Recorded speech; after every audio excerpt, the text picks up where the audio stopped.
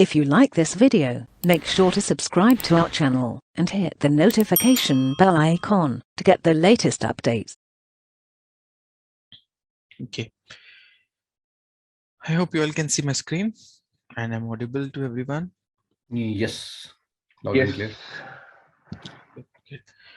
So before we start, let us have a quick introduction from all of us. I'll start first. I spoke to some of you, but yeah, I see some new names as well. So I'm Johan. I'm SAP EWM trader at ZaranTech. I take care of all the projects and training related activities, both online as well as corporate trainings for ZaranTech. I have around 16 years of experience. The last 9 years in SAP EWM. I started in EWM 7.4 version, and then I've done projects in 9.3, 9.5, and I've also done projects in S4HANA 1709, 1909, and 2020.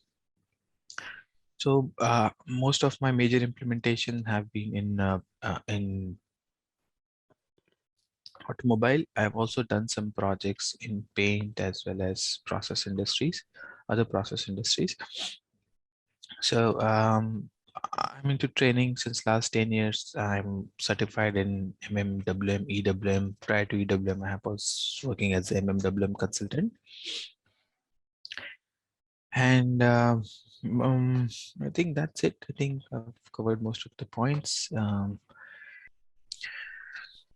right, then I'll first start, with an overview of how we are going through, just I'll explain you how generally I take my courses, and I'll just give you a background. What are we going to cover? How are we going to cover? And so that you can also plan your, practice and your, personal reading and personal, going through the topics, personal studies, you can plan accordingly.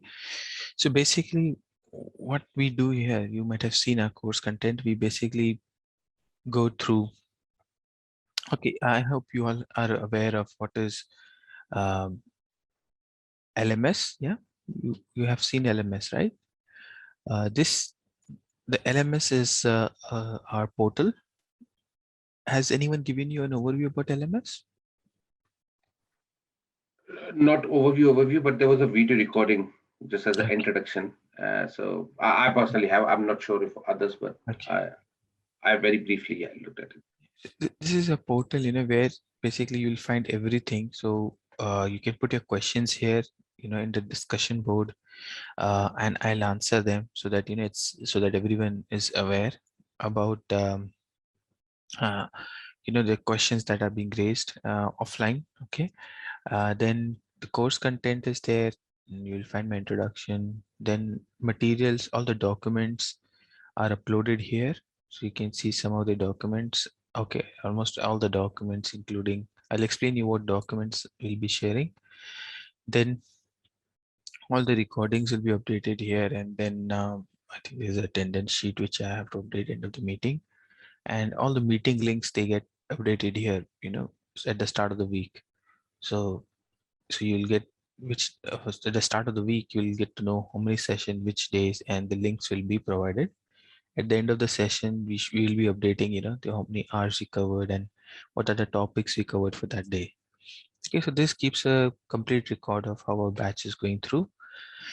So this is from, interacting and like a portal with where we store everything. And when we go through the training, basically, if you go through the course content, it's divided into 10.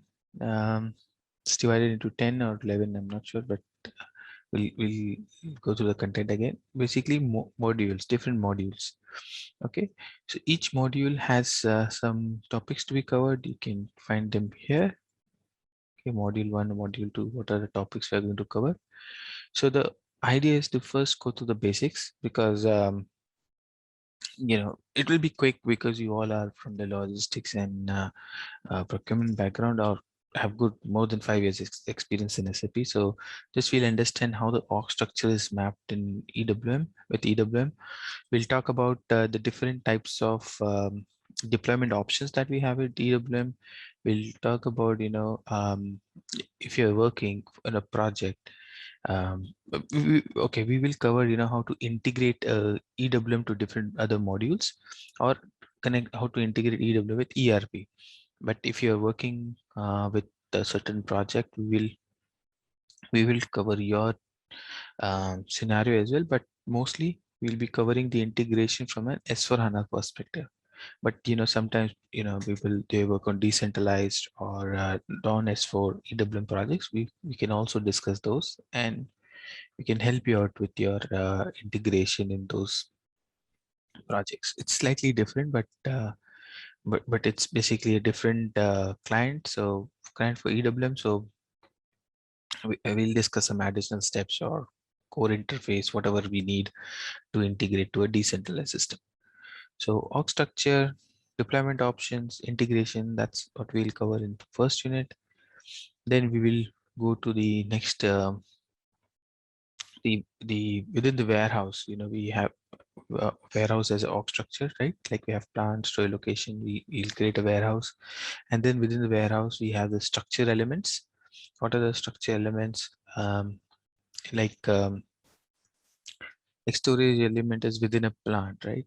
So same way, we have within the warehouse, we have several structure elements like storage type, section, bins, and other new elements like activity areas, which are not there in WM. We'll discuss them. Then basically, before we start going through the process, we'll cover, all the master data. Uh, Master data like product and packaging specification will go in more detail, but there'll be master data like uh, routes or production supply area, which will come, as we go through the process, but we'll introduce or list all the master data here. We'll also talk about, data migration. What are the points to be considered, templates, tools to be used in EWM projects for migrating data. Okay.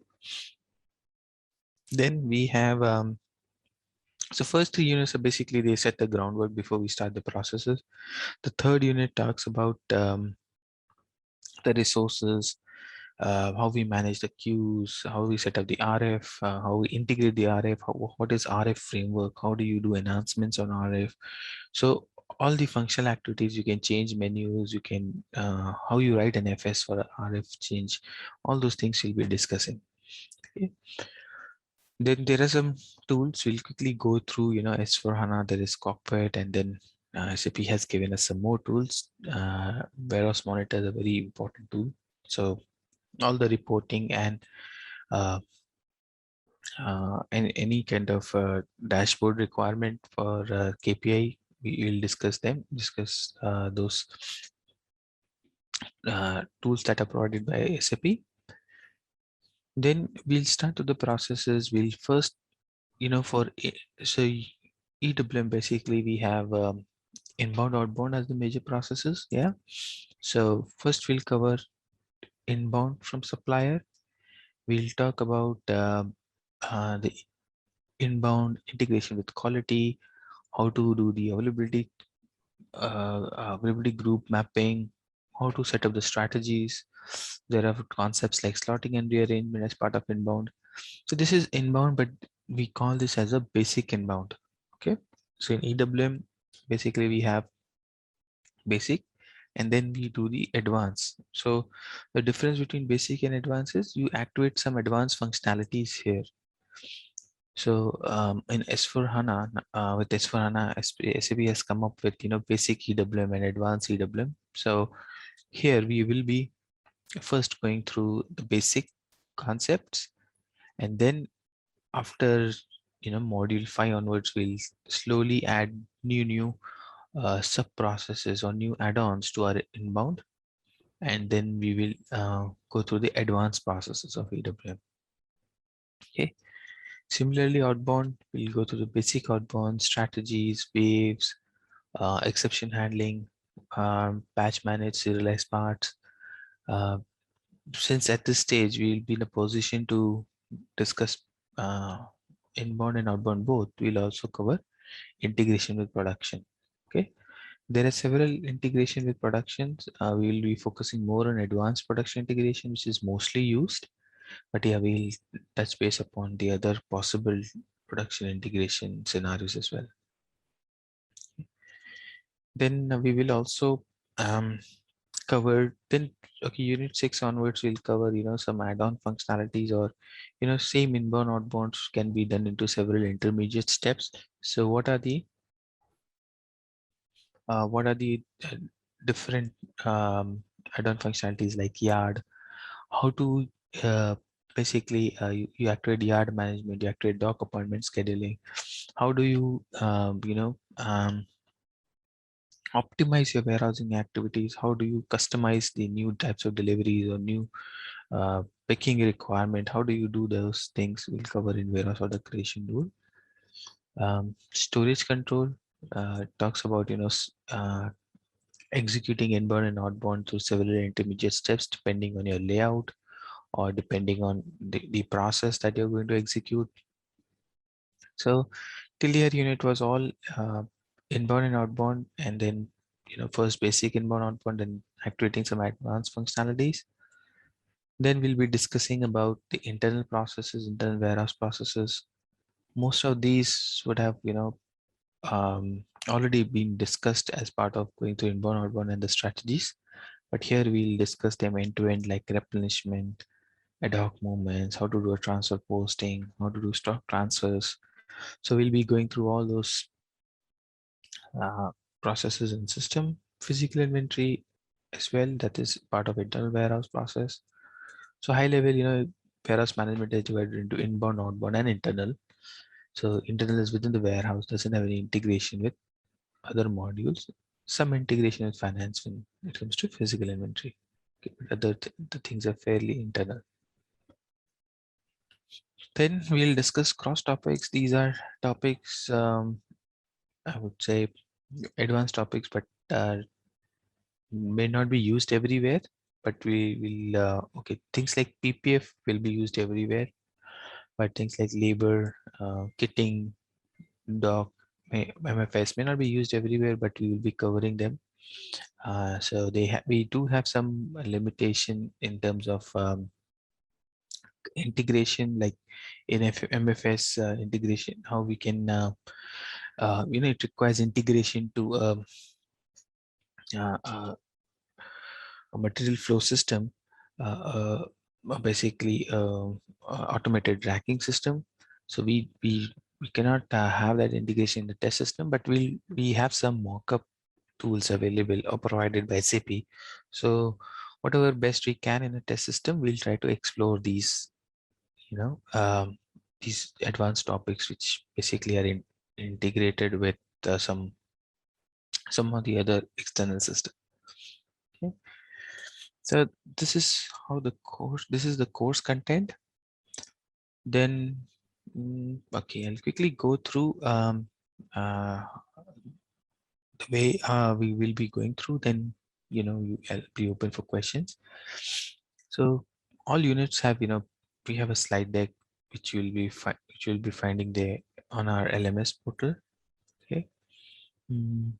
For each unit, basically for each module, you will find the PPT. You'll find lab activities. So these lab activities are your take-home assignments which you have to cover. Certification questions from that unit. Okay. Okay. Sorry. My bad. So lab activities are, some additional documents that will be shared, stepwise screenshots, or like here, stepwise screenshots how to do the basic settings in EWM. Stepwise screenshots for how to create the org structure. Then you'll find dumps of that unit, and here you'll find assignment. Assignment is your take-home activity, what you need to practice as part of that unit by yourself. So we will be covering few topics, and some other topics we will be asking you. We'll touch base them, but as part of testing, we'll be asking you to cover yourself. And then what are the assessments? I don't know, assessment. Let me go through my folder. So these are all the, uh, uh, these are all the, uh, for each module, these are all the contents which we'll be sharing with you. So for each unit, we have a dedicated agenda that will cover, like, this is the agenda for the first unit. It will not be entirely PPT, so it will be mix of PPT as well as system walkthrough. So at several places, we have screenshots and PPTs. This is basically, the PPT is just basically to give us direction and what are we covering, because this is a planned course based on our experience of so many years, and just to keep things connecting and go slowly at start with all the basics, and then slowly we'll gradually cover the advanced topics. So basically we'll be using these slides, which include all our steps, um, and basically for each slide, at several slides we'll find some attachments. Okay, so these attachments may not open here, but you can, these are the attachments, basically you will find them here. Okay, because sometimes we insert them into the PPTs, but they don't open because they get corrupted when you download them. So at which slide which attachment to use, and you'll find all the stepwise screenshots there. Okay, so for example, assessment and evaluation, this is where you have your question answers, and we will also have a separate slide for the take-home assignments. Okay, so now all right, so this was about what are we going to use. Then how are we going to build the warehouse? So we will take a case study as an example. This is a warehouse layout which we are going to build right from scratch. So in this warehouse, this is a bill of material. These are the parts that we are going to build. Okay, that we are going to build in this warehouse. So basically, it's a very simple warehouse with all the integration with all the modules. It will cover inbound. We will cover as part of just let me take my highlighter. Okay, fine. So we'll cover inbound. So we will get in the parts from suppliers, store them into the rack storage, and then from the storage we'll be supplying them to production.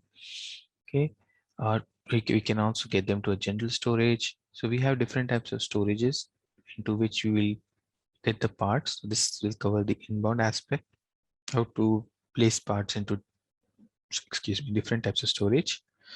Then from here we supply parts to production. Oops, sorry, refresh supply parts to production. So this, through this we'll learn how the outbound strategies work for production, and then the production parts will receive them into the bulk and the pallet storage. So we understand how to do inbound into the bulk and the pallet storage, and then we'll cover outbound, where we'll pick these parts from these areas. Okay, this is where the final product is getting stored, and then we will pick them, pack them, stage them, load them. We'll also have the yard management for handling the trucks. So this is the layout which we'll be referring. So these are the you know um, these are the naming conventions that we'll follow. So so we'll create a new warehouse. In this warehouse we'll create these storage types, we set up the strategies. We have some configuration in build, when we copy the warehouse we get those configuration, but there are several configurations which we need to do based on the physical nature of the warehouse and the type of warehouse, the type of processes. So we'll cover all those processes and typical configurations that we do for each of the processes. But these will be best learned when you have an example. So EWM or any warehouse management is best learned when you physically try to visualize the movements or the warehouse. So all our discussion and process scenarios will be based out of these warehouse. So if in case we decide, okay, hey Johan, let's Let's understand deconsolidation. Then we will, activate a process, move it to deconsolidation, then move it here. Let's understand scrapping. Why? Let's create a new area for scrapping, and so we'll create a new storage type here, and we'll discuss, what can be the possible scenarios with scrapping. Okay, so any addition scenarios, we'll be basically, tweaking this warehouse, and we'll be adding new scenarios here based on our experience. We may come across, scenarios. You might have come across scenarios in your projects, and we would like to go through them together. So we will use this warehouse structure basically to do some add-on processes as well. My expectation from you guys that whatever configuration we are doing for that particular week, you complete them by end of the week. You just follow me. Yeah, you can do your own exercise, but yeah, but initial couple of modules, you follow me, get your warehouse ready, structure ready, and then, if at all you want to simply follow me, follow whatever the processes I'm going through. You're free to do that. You're free to use the warehouse which you have set up in the system together, or you can create your own warehouse to your own integration. I'd leave it to you, but whatever topics we will cover, please do them, because regularly, because slowly we will be going through the complex topics. We are going to build up many new scenarios, and the backlogs, will keep on accumulating. So, and basically all topics are linked to another. So if you miss, let's say, master data, I'm explaining some master data in detail. If you miss that, you know it may stop you with your understanding on the processes. Okay, so I'll take a pause here. I've been talking a lot, sorry. Any questions so far? Any queries, guys? So Johan, it's looked pretty very good. But just a quick question on two things on the sequence of storage control and the PPF, because when we will be doing inbound and outbound, right? So yes, the first one we can do the manually, we can create the warehouse task and all the manually, right? But then the automation come in picture. Now the PPF, if we keep that PPF at the bottom, then the link, that's what I was thinking. And same thing for the storage control. Yes, I do agree. We can have the first, when we execute, we can do the manual put away.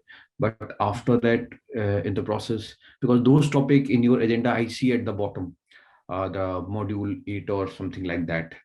So is that something we can squeeze in, just to, because your storage control, yeah, it's module 8 when we have finished inbound and outbound. I think it has to go parallel to outbound and inbound.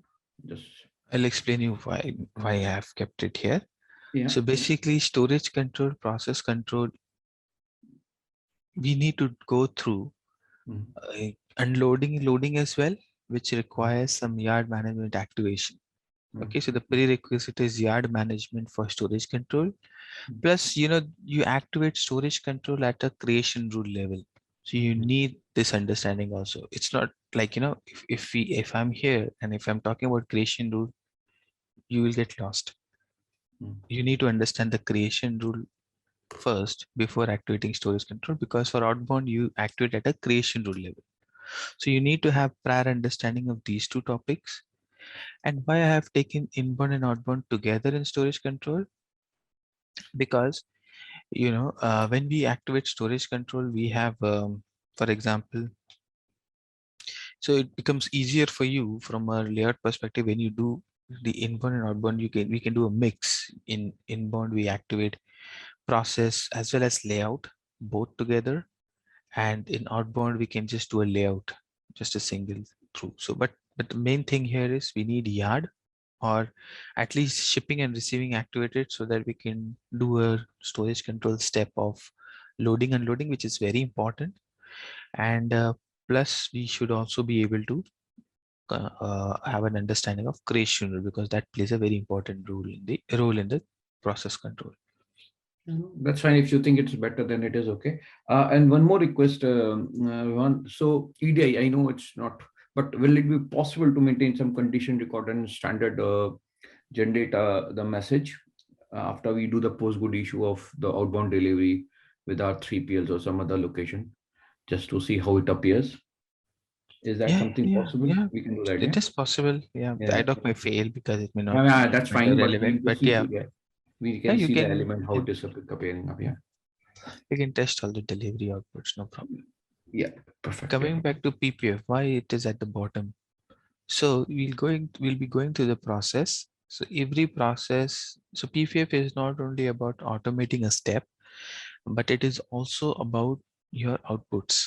Yeah, So printing we out. will be, so we will be using PPF, but at this point, till this point of time, we'll not go into PPF. We'll maintain the condition record, test and automation. Let's say good receipt and through for a production integration. We'll do that with PPF. We'll maintain the condition record, we test it, but we'll not be discussing what is action definition, action profile, because Okay, yeah. Okay. all those That's technical topics will divert us from the process. yeah. Okay, and they'll be covered together at the bottom along with the other outputs of SAP EWM. Yeah, and on you covered on RFUI, the scanning, So will we cover the menu management as well as the screen control, Rohan, in this session? Like in the That's correct. so menu management and the screen control, yeah. Yeah, that's correct. We'll be covering both of them. Yes, thank you. Johan, hi. Thanks for the overview. Thanks. Just a very quick from my end is very much in the logistics. So just before we start the topics, the class schedule. So I think I discussed with Chris, and because we wanted to, because of course with the timing would be same, but the dates we wanted to change. And I spoke with Chris yesterday, and he said you can discuss with Johan and set it up accordingly, and he can get the setup done accordingly. So what will be convenient, because Monday, first day of the week, always difficult. So Tuesday, Wednesday, and Friday. Hi everyone. I shall start with the session. Let others join.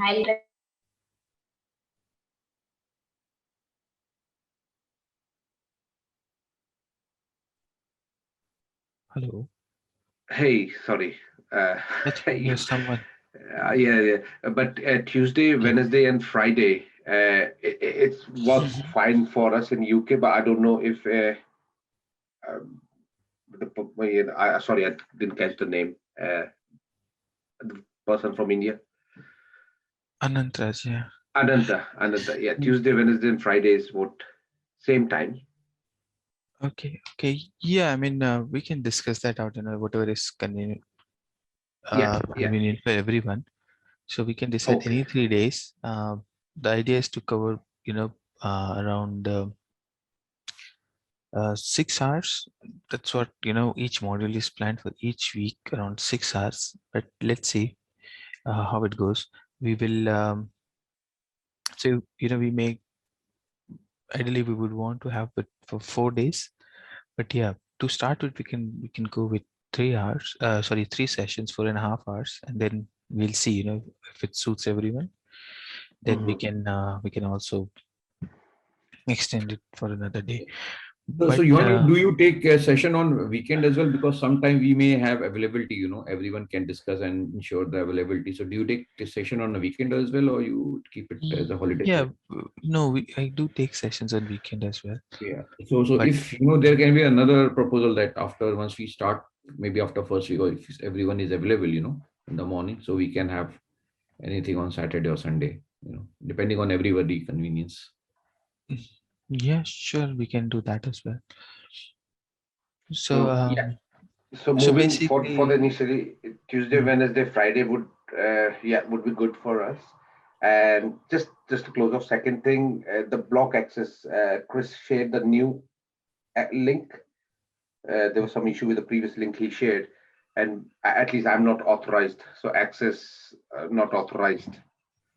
It's saying so I'm not able to access this link, LMS link now. So I don't know if others, but yeah. This link, I think it got created yesterday only. So yeah, they are in process of giving everyone the access. So you should be getting it soon. We got the email. I've got the email, but when I log into the link, it says you need permission. So I don't know if that Yeah, can be this granted by yourself. no, it's not me. Basically, the access control through Chris and his team. They will do that for you. Okay, no problem. Thank you. Okay, just before we move on, is everyone okay with Tuesday, Wednesday, and Friday? You said, right? Tuesday, Wednesday, Friday. Is everyone okay? Hi, Johan. I'm here. Yeah, so I have a concern, but not about the day. I am happy with the days, but at India, no, this is the session starts at 11 o'clock, 10:30 actually. 10:30. That is the office timing where we start actually. So I can adjust, but is there any way that we can prepone the session maybe like an half an hour or 1 hour regularly? It will be really helpful. Is it Okay. still early at UK? I think we can discuss that, but let us start first with the same time Sure. because we have all agreed at least to a timing part before joining this. But yeah, we'll see. Discuss with everyone. Okay, sure. Yeah. Then if everyone is okay, then we can plan This to is change it. Hi, everyone. Shiva here. Good morning. Your request has been Hi. completed. A day is okay, Ivan. Actually, the timing is a problem. Actually, see, 11 o'clock is our peak time. Morning time, lot of issues. In client issues we are facing. It's very difficult to attend the work hours actually.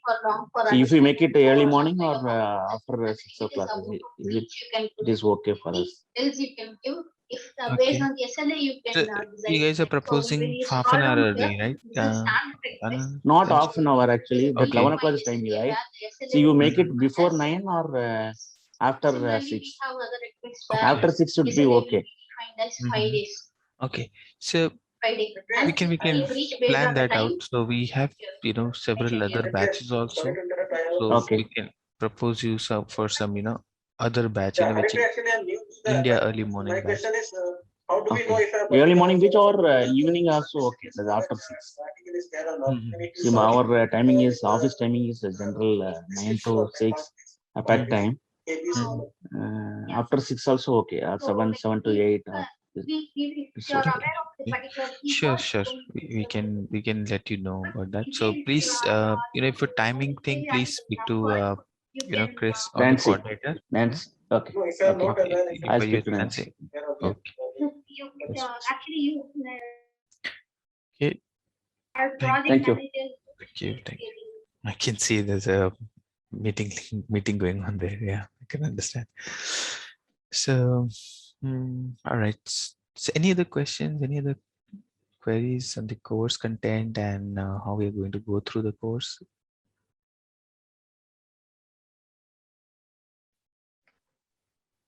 All good, my end. Johan, Anand here. Just one query regarding the certification part. So I have gone through the certification documents. So it is like there are 4-5 documents, and there are multiple topics repeated in each document. So if let's say I'm studying parallelly with the course, is there any strategy or any suggestion that you can provide how we can parallelly study and then?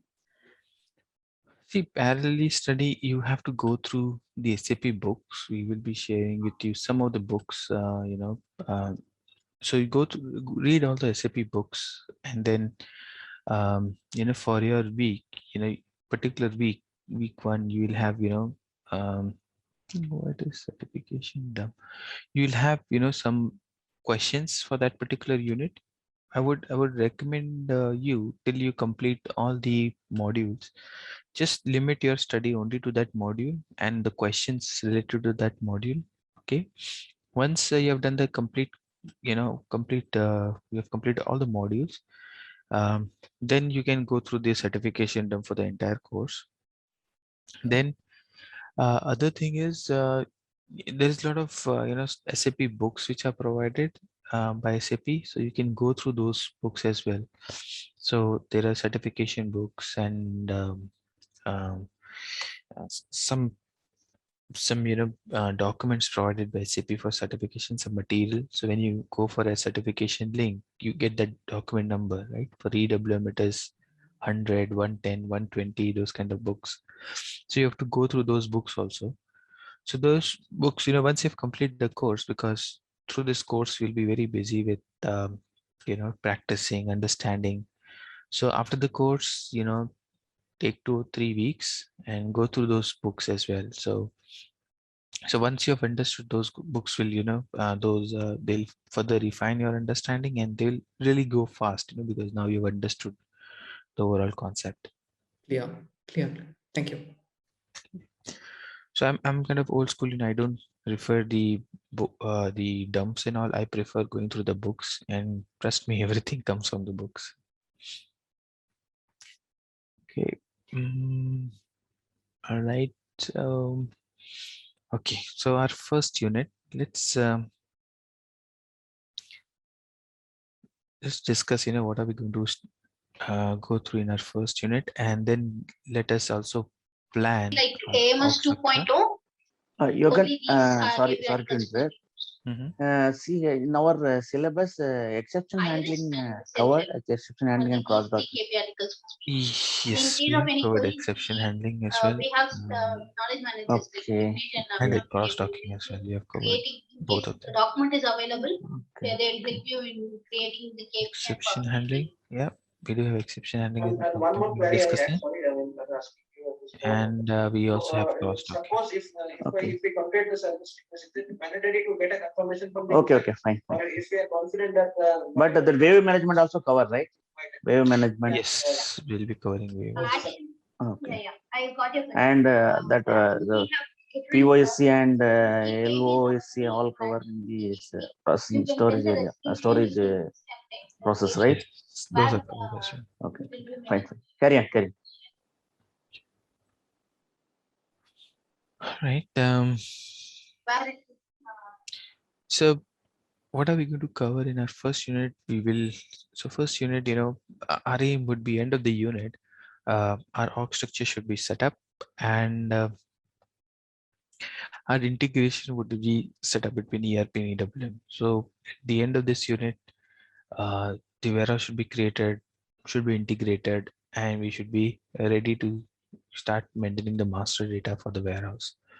Okay, so we'll understand what are the org units, their relationship, one to many, many to one, what are possible assignments, we'll discuss them. So org structure wise, we just have one org structural element here, warehouse.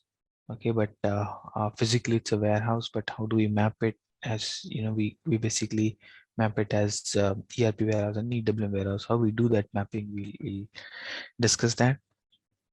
Then there are a lot of settings, ALE setting, RFC setting, logistics systems setting. So to integrate the warehouses, we'll discuss that, and basically the deployment type of deployment will basically the type of deployment will control which settings are required. So we'll discuss based on deployment which settings are required and which settings are not required. And then after integration, we'll do a quick test to make sure that the integration is completed. Okay, so while we are doing integration, it's not only about the technical settings. So there are, when we are going to integrate the warehouse, there will be some settings like basis settings, purely technical in terms of system integration. There will be some functional settings also. So while we are going through this unit, we'll execute some functional settings. For example, creating plant as customer or vendor, or assigning a vendor to a plant, or there are some activating delivery split for a warehouse. So basically there will be some configuration. These are the configurations that we are going to cover here are mandatory configuration and required before you start using EWM. So at this unit is not only about org structure, but as part of integration, we are also going to do some functional configuration. Okay, so we'll complete that configuration, functional configuration as well. Basis settings, they are done at the start of your project. So basically, through this we'll also discuss, how we go through a journey of an implementation project. So the first day you join a project, you do this activity, you create a warehouse, you do the integration, then you slowly set a few master datas, and then keep on, uh, ex- um, executing or testing one or the other processes. So when we are executing, or when we are doing this integration, let's say you're going to into a greenfield, or greenfield is a good example to understand integration. So let's say it's a blank system. How the basis team, what are the expectations from the basis team to set up the communication between ERP and EWM? So we will be covering those settings, but we cannot execute those settings because the basis team has to do that. Plus, we are already using a test system, which is already set up in EWM. So that settings has already been done by the basis team. So we just have to go and review them. Okay, I will explain you at those relevant points. We are not supposed to change any basis settings.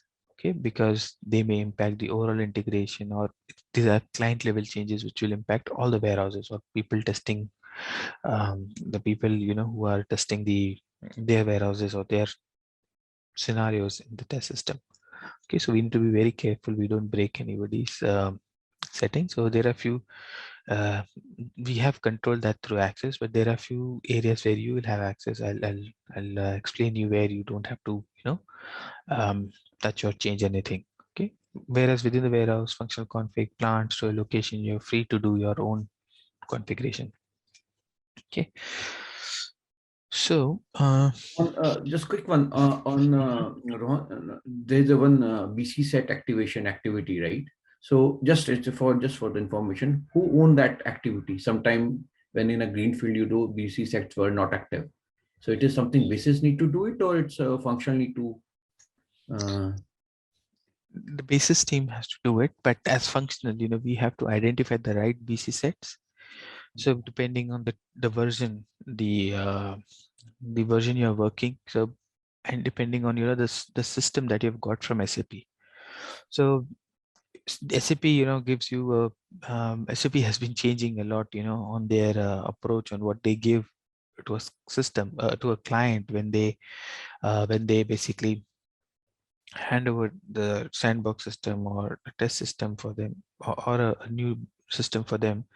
So there can be, you can buy a company modules, you can buy for example industry specific solution where you get build industry specific scenarios, or best practice scenarios. And then over and above, if you need something else, for example in SAP's best practice, it's labor management is not there. I'll give you an example. So then you have to find out the relevant BC sets of labor management, see if they're applicable for your version. Like if you're working on S/4HANA 1809 or decentralized EWM, you need to make sure that they are valid for you. You have to understand what it is going to activate. Do that in the quality, the development system, and after testing, then you can go through with that BC set. So yeah, just to answer your question, it has to be done by basis team activation part, but as functionals, we have to support them. We have to give them the right BC set by doing some research. yeah. So can you spend some 5-10 minutes when you cover this, in the Yeah, system? I think we will Thank you. activate few BC sets as well.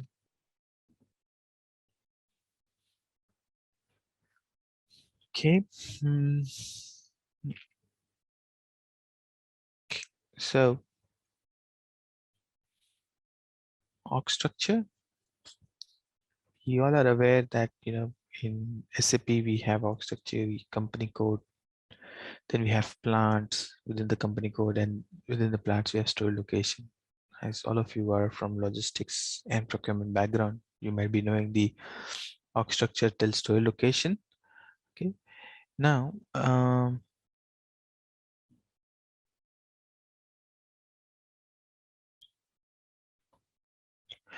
now we have storage locations. Okay, within storage location we will have warehouse. Okay, so basically when we use warehouse management, the storage location is still there. Okay, so if you don't use warehouse management, somebody asks you where is the product stored, it is stored in a store location, or it's at a stock is managed at store location level.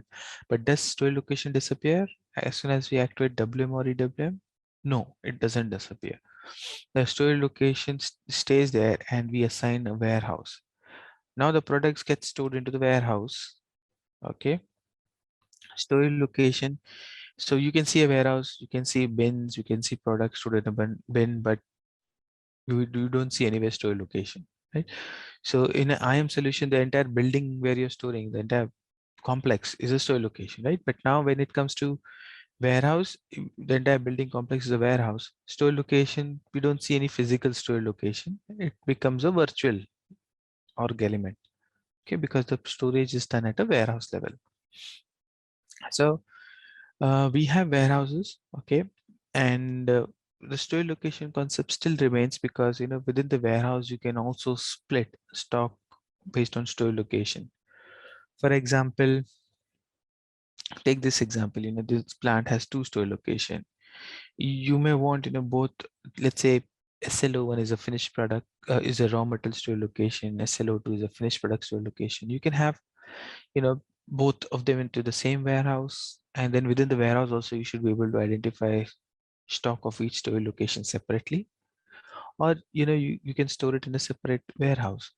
So for example, store location SLO2 of finished product warehouse, a finished product store location, we assign a warehouse W02 separate warehouse, which, you know, we may be an external facility, you know, a few miles away, or the own company's facility, which is a few miles away, you know, because of the space constraint, you're using a different warehouse.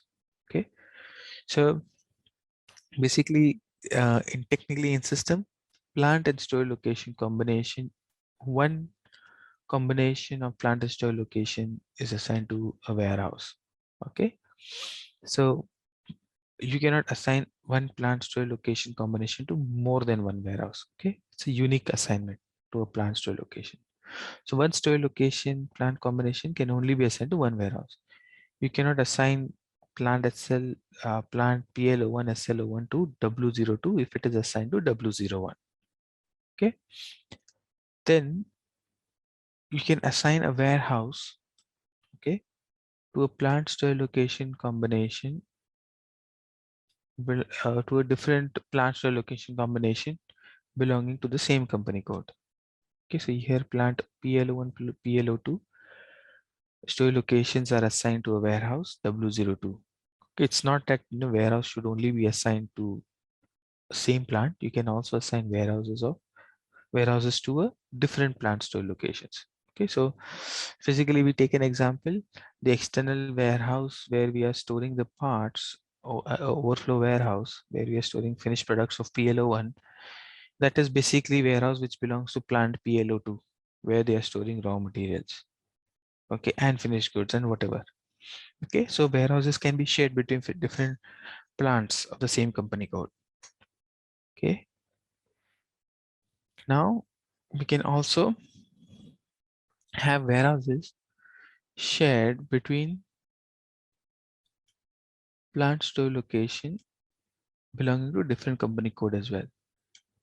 Isn't it logical? Because, you know, you have a warehouse in a region, a distribution center, there you can store, let's say a company have two products, you know, if we talk about home appliances, a unit makes, you know, one unit of the company makes refrigerator, the other makes microwave.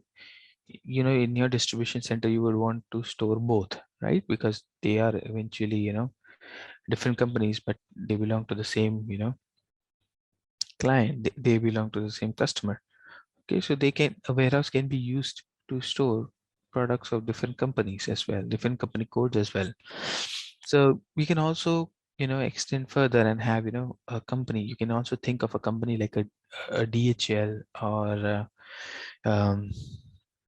there is another company in UK, Synchron. You know, they have their own warehouses. They just have warehouses and they rent their warehouses and their warehousing facility. So they possibly a DHL in the same warehouse, it can store product for Tesco. It can store product for Asta. Yeah. So this these kind of warehouses, can also we'll talk about them in our deployment option. You can also have these kind of warehouses where they are storing parts for different customer as well. So warehouses, basically, it is possible to store products, same ERP, different ERP, same customer, different customer, same company or different company code. All possible combinations are possible in one warehouse. You can store and map products for different customers. Okay, so here, to start with, we will basically have one plant. Okay, one few store locations in the plant, and we'll create one warehouse. Then, as in when we build scenarios, we'll create more plants, more store location, learn about STOs and different types of scenarios.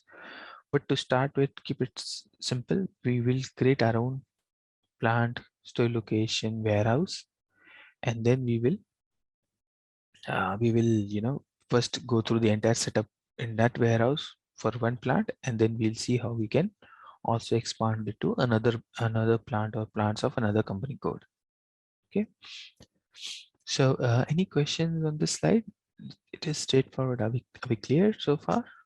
Yeah, Rohit, this is look fine. Just for my understanding, I have seen in EWM, like whatever there are two, mostly they do two storage location, RFS and AFS, right? So these two storage location are being created, but it is not mandatory to have two storage location. I can have one storage location, and I can receive, and as well as I can sell from the same storage location.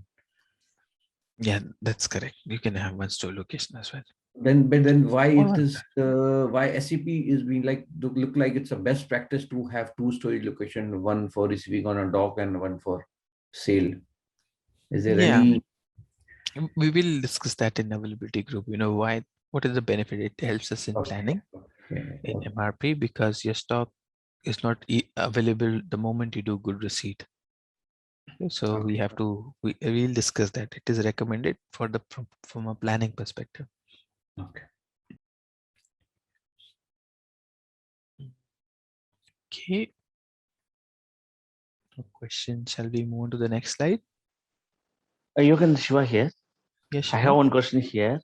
See, actually, for example, we take STO process. See, in STO, actually, we have one scenario like virtual plant. Actually, see, for example, we are delivering the product from one plant to another plant. For example, we are delivering the product from Australia to New Zealand. We create a virtual plant in Singapore due to taxation purpose. We create a plant in Singapore, and but systemized product goods deliver from Australia to Singapore and Singapore to New Zealand. But basically, the product move from Australia to New Zealand. Such type of scenario is applicable for EWM. See, EWM is about managing your stock. So where do you have EWM? You'll not have EWM at Singapore's virtual plant. You'll have EWM at Australia, where you do pick, pack, goods issue. And then you when you receive in New Zealand, you'll have a warehouse there where you receive the parts and to the good receipt put away. So EWM is about receiving the part. The whole planning, the whole logistics planning is done by the shipping or the transportation team. They will have to create a delivery. The delivery has to be created from Australia to Singapore, Singapore to New Zealand. So the deliveries have to be created, but but your products will move from here there to here. You have to do a virtual GR also in Singapore and a goods issue. So Singapore will not have a store location. Sorry, will not have a store location assigned to warehouse. So these kind of scenarios, generally you don't have it's a cross docking, but you don't use cross docking. I would say if Singapore would have been a EWM managed, then it becomes a classic cross docking. But in this case, it's not a cross docking scenario. Okay. Okay. Singapore, you have to through the shipment or the transportation, you have to through your routes, you have to plan this outbound, inbound, and then you have to do some automation, or somebody has to manually do the receipt and goods issue at Singapore. So Ron, this is very quite a common scenario, like people do. But here the question is, what about the pallet number traceability? Will it get lost? Like in this case scenario, whatever we did we did the GR in Singapore, and then when from Singapore we again make another STO and push it to intra-company and push it to the Australia. Now what happened? The pallet which moved from there, so either because system will not have that, right? Or System will have that. See, will you have that. can, yes. See, we basically in STO we use SPED.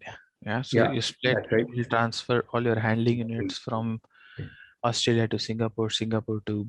Okay. It will come in the inbound delivery. Okay, got you. Yeah, fine. Yeah.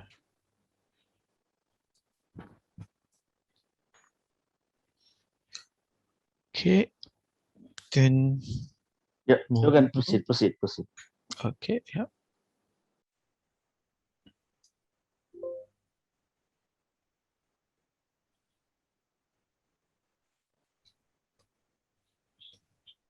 Okay, so we have discussed these points. I'll come to what we are going to set up to start with. We are going to have a warehouse. Okay. Now, here you can see there are two warehouses. Okay. One warehouse is ERP warehouse. One is EWM warehouse. Physically, there is just one warehouse, but in EWM, the same warehouse has a 4-character code. In ERP, so when I say ERP, it means, ECC. Okay, now in S/4HANA, we have ECC as well as in EWM in the same system. So it is still early stage. So maybe, SAP would make it one. Just change ERP side, ECC side, the warehouse into 4 characters, but they haven't done it yet. So all the deliveries and other places, the warehouse is of 3 characters wherever you see warehouse. So basically that 3-character warehouse represents your EWM 4-character warehouse. It's created in EWM as 4 character. They're assigned, they are mapped to each other. So when you say W01, it basically means EWM warehouse of WH01. You So, can, sorry to interrupt. I have one question here. But the decentralized EWM and S/4HANA EWM, both the topics you are going to cover, right? But even though there's minor changes between the decentralized and S4, you are going to cover all the topics, right, in this session? yes, not this session, but in training. Entire training. Sorry. Yeah, we will be executing decentralized scenarios as well. Okay, proceed. Okay, so we are going to use. So what org structure elements we are going to use? We are going to do that listing shortly. Okay, but we will be creating our plant. I'll be telling you which company code to use. So basically, I would recommend to use company code 1000 or whatever is a company code in the test system, so that you don't have to do all the finance settings. The company code which I'm going to propose you to use, that will be supported by our finance team. So if there are any issues, they will sort it out. Plus period end closing, everything, maintenance activity of that company code, periodic maintenance activity, the finance team does it. So it's an active company code, and it's well supported. So I recommend you to use the company code which I'm going to share with you, so that you spend less time in troubleshooting finance related errors. Okay, so company code, we are going to use the one which is given to us by our finance team. In that company code, we'll have a plant. We are going to create our own plant. We'll copy an existing plant. Again, which plant to copy from? Standard SAP template plant. I'll let you know which one to copy. And then we are going to have 4 storage locations, or rather 5. So basically, for testing all the scenario, for the warehouse that we are going to implement, we have to take 5 storage locations. So ROD stands for receiving on dock. Okay. AFS stands for available for sale. I'll quickly go to the layout and explain these storage locations to you. Yeah. Production as a separate storage location, finished product as separate storage location, and I've created a storage location which is IM managed. This is for the consumable and office supplies. Okay. So this is we are talking the best practice from SAP point of view, right? That's for the recommendation. no, this is the one. This scenario is sorry. This storage location, SAP will tell us, to do a ROD and AFS. This is for the scenarios that we are going to cover. For those scenarios, we will use these two locations. So Ron, please add on the flavor of your experience in your last 10 years, the implementation, what you have done. Okay. That's added. That's why I'm saying. Yes. So SAP will only tell you 1000 to 2000. I'm adding most to a location. I'll come to the reasoning for each of them. Yeah. Yeah. So it's not best practice. So, okay. Oh God, I don't know why it's not going. So let me go to a layout and explain you why so many storage locations.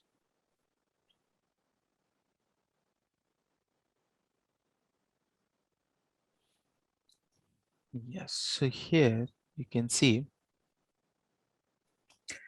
So basically I'll split this layout into the storage location. So whenever we are getting any stock, okay, they are in this area. This is called as ROD, receiving on dock. Okay. Once we do the put away, the storage location is AFS. So what is AFS storage location?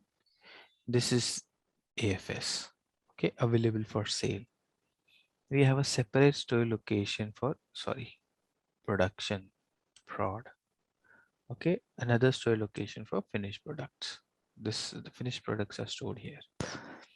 So basically, when we do the warehouse processes, the products are moving. ERP should be updated with storage location information as well. So the moment I supply parts to production, the storage location of that part changes from AFS to prod. Okay. Now once we see, basically once you implement a project, you have to be very clear with the storage location definition. So once we implement the project, there is this change, bringing this change becomes very difficult after a warehouse has gone live, because warehouse is continuous. They work 24/7. Any change becomes a really big change, or has a lot of prerequisite, lot of planning and lot of struggle, plus business is also impacted. Okay, so some of the warehouses they don't even give you downtime, because time lost can never be regained, for them, because they work 24/7. So basically we have to be very clear when we map these storage locations. The reason SAP recommends ROD AFS, why we are having two storage location when we are receiving the parts. We do the GR here. Okay, we may do a repacking of the parts in the deconsolidation area. We may be doing the quality. Before that, we may be unloading the stock from the trailers. So basically, the good receipt is done at this stage. When the truck comes, you scan the pallet, you do the good receipt, and then you take the pallet to a GR area. From there, it can go to quality, deconsolidation, or it can directly go to the warehouse bins.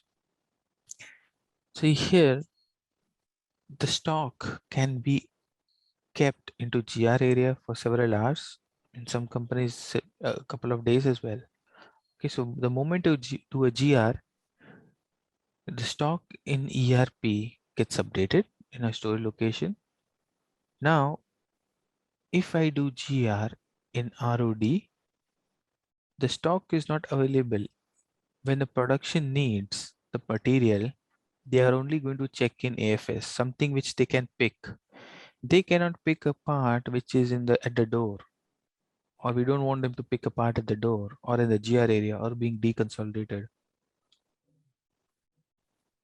or under quality. So that's why, only when we place the part into the bin, this I'm telling you for a bigger warehouse. If it's a very small warehouse, you just do a GR and put away in 5 minutes. You don't need this kind of a setup. But if you're doing unloading, there are 10 doors here, 20 staging areas, really big warehouse, and it takes time for them to come to the bin. The production, when they need a material, they should not come across a situation that the stock is not there in the bin. They'll simply say, why the delivery was created, why the staging request was created. Okay, so if the part is not here, when the production order is released, it should show as a missing part. Okay, only when we do the put away, it should be shown as available. So this is the reason for having two store location on the receiving side. We are having another store location for production. Why? Because some companies at a production level, they would like to track the work in progress inventory. Okay, so during your workshop, make sure the business is aware, okay, how this store locations are mapped. You can have different store location. Explain them the traceability part, because all your IM reports are at store location level. So if they are already using some IM reports, for example,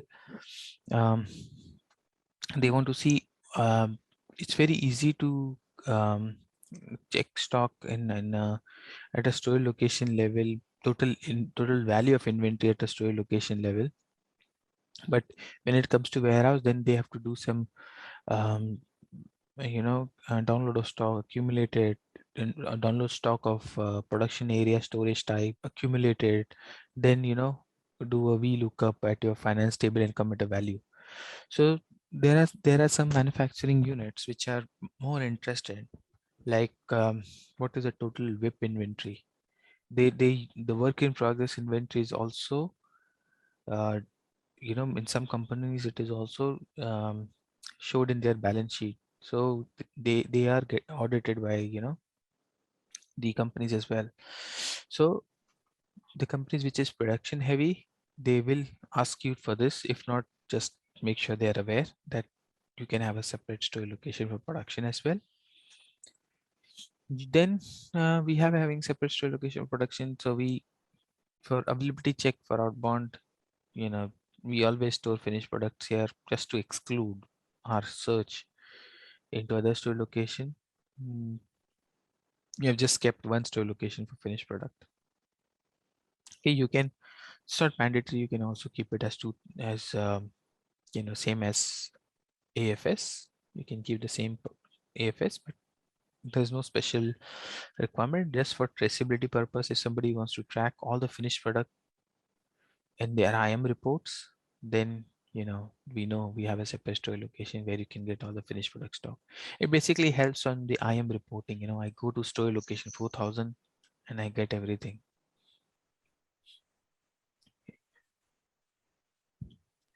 Yeah. Just only the disadvantage, I think, that data maintenance activity, the housekeeping activity, bit more, like all material need to extend it to all storage location, as well as the bill of material should be, the consumption should happen from storage location 3000. Consumption will happen from 3000. Yeah, because, yeah. So this has to be well thought and well agreed at the start of the project, because later on bringing this change will have a lot of impact on master data, transactional data, old documents, work in progress documents. So we need to be clear exactly how this has to work. Okay. Yogan, I have one question here. Yes. See, if you talk about this master data level, see, actually, many of the business scenarios handling the GMAD and LMAD master data, actually, that is a customs. But how the business scenarios are handling the GMAD master data from ERP to EWM? Whether any separate logic available for GMAD creates and change for product at EWM, from ERP through BADI or how it is? GMID, I didn't get your A global GMID is a global material number. So actually, some of the specific business actually they want global. Yes, LMID is our SAP material number, but GMID is a global material number which can use in a globally. Okay. That is a custom Mara table. In Mara actually we have custom table, custom field. Actually we maintain the GMID against LMID. LMID is the SAP local material number. Yeah. So yeah, you have to do the same. See, basically the EWM, the material is same. Okay. So when you create a material, if you have a custom field of GMID, okay. So now here probably you can use a different field, but here the challenge will be when you scan. Are you going to scan the SAP ID or a GMID when you are SAP going to SAP ID? Yeah, then it's fine. EWM will still store your GMIDs, but you want to use okay, your okay. SMIDs. Yeah, that I got your point. But see, when in WM level, when the material replicate from ERP to EWM, in EWM we consider a product, right? See, how will correlate between GMID and LMID in EWM? See, if it is decentralized system, you also need to do the same custom field in product as well. If it is embedded, you can refer the same field in Metal Master because it's the same system. So you can use the same Metal Master Z field and you can refer that for your whatever custom process you have. But if it is a decentralized, then you have to send it across. You have to do some enhancement in your SIF and SIF, yeah, we need to do enhancement SIF. Okay, got your point. And one more, this packing instruction and packing specifications. Actually, how handling in EWM? Actually, the same WM process or how it is? No, it's different. We'll discuss that in master data. Okay, fine. Okay. Problem. So we have 5 more minutes. I will take a pause here. Okay, so we are going to create 4 store location plant. We'll do that tomorrow. Okay, and I think the first thing we'll do tomorrow is create our plant and store location and the 2 warehouse, ERP and EWM warehouse. We will spend some time tomorrow. We will first identify, for our batch, what is the data that we're going to set up. Okay, so we know what is the store location, but we put some naming convention for our batch. And just to add, since we're using S4HANA, you can also use Fiori. This is the Fiori link, and you can also, these are the Fiori apps that we are going to use for EWM. So if you want to add them to your Fiori homepage, you can do them as part of your preparatory activity while you're getting ready for the scenarios. Okay. So when you are running the session, can we do that, Rohan? It's more about practice, right? Getting yourself friendlier with this Fiori. So never worked on the Fiori. So that was, when you are creating STOs or purchase order, outbound delivery, if we just request, if we possible, it's more getting practice to the stream, familiar. Yeah, we will go through the Fiori as well. Yeah. So we have all the apps listed. For me, it's already added, but you have to do it for your own user ID. I'm saying you have to go to login to Fiori and search these apps and add them as favorites so that you don't have to all the time search them. So it is not possible something the basis team can support us initially. We don't want to go on a struggle, once we have the setup, that will be the next step to look up. Your basis team will give you all the access. You will find them. Okay.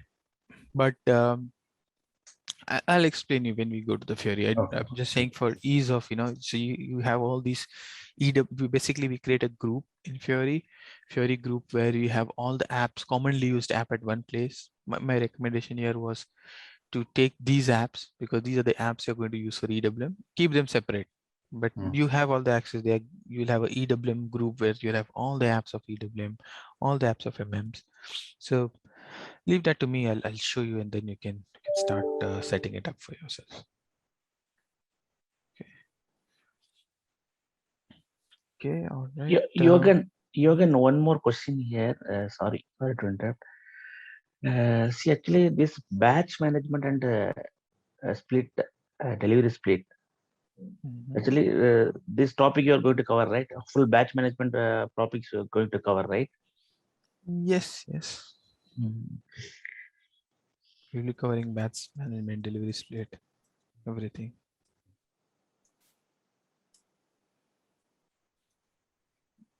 So this batch characteristic, when we do the GR, just it's not. I think so. That batch characteristic, do we capture that on the EWM side, or it is right now like in ECC when I do the GR in Vigo, right? I can capture the batch characteristic values, maybe country of origin or temperature, or So when we do it in EWM, I know that we perform the good receipt on scanner, so still we can capture that, right, over there. No, standard EWM does not have that option. Okay. When you create a delivery, it is expected when you get an ASN from your vendors, it should have all the batch characteristics and batch number should be there. But if you want, you will have to customize. I'm referring to the classification system, like the batch class. Yes. So batch class is there, but when you create a batch, you need these values, right? The characteristics value. Yes. So the batch, so it basically during the batch creation, it gets captured. So the batch creation, the standard SAP recommendation is do it as part of a delivery creation. When you create a delivery. Okay, not at the time of GR. Not at the time of GR. Okay, got you. Thank you.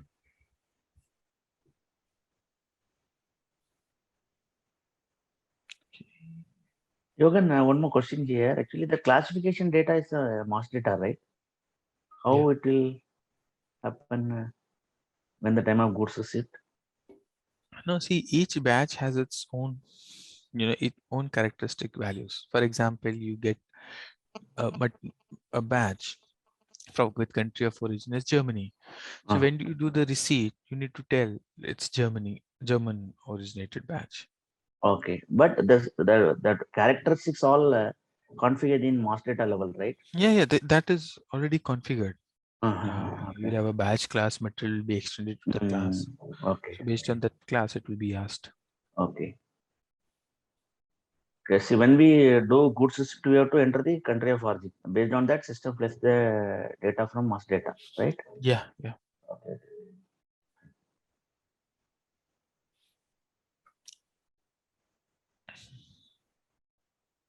You can actually when we are planning to start session, do you have any idea? Planning to start session. So this was our first session. Okay. We are going to continue having sessions from tomorrow onwards. Oh, is it? Oh, okay. So this batch is especially for Nancy told us a demo session. That is the reason. Actually, this batch is especially for guys from UK, because this time suits them. But yeah, we are also trying to group people from India. Most of our students are from US, but this time will not suit them. So we are also trying to see if anyone from India can join this batch who are waiting for a batch to start.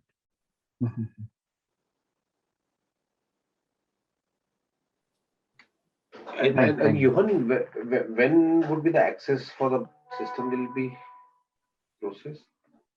Because we haven't, Chris mentioned that you will guide us through. So basically, you have to raise a request. Okay. We'll let you know. Tomorrow I'll ask someone from the coordination team. There is a process to raise a request. So once you raise a request, then you get it within a day, but not pretty sure so just let Chris know, that you want to initiate your system access.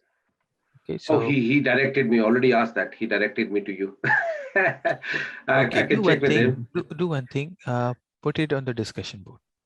Yeah, but I haven't got access to LMS. Okay, I'll try to sort out with Chris and Yeah, put it on the discussion board. So please initiate my server access. Then I will sure. take it up with them. Yeah. Sure. Bridge sir, I don't know if you got access, if your access is working, but yeah, if you can do that. I'll check. Sure, thank you. Yeah. Perfect. It's about time. Okay, yeah, all right. Then Yes. let's connect You tomorrow. want- Then we'll continue with our Yeah. further discussions. Yeah. Thank you. Yes, thank you. Sure. Thank you, Jan. Yeah, And Logan, thanks a lot. we'll get a invitation with the same link. Sorry, just the last question.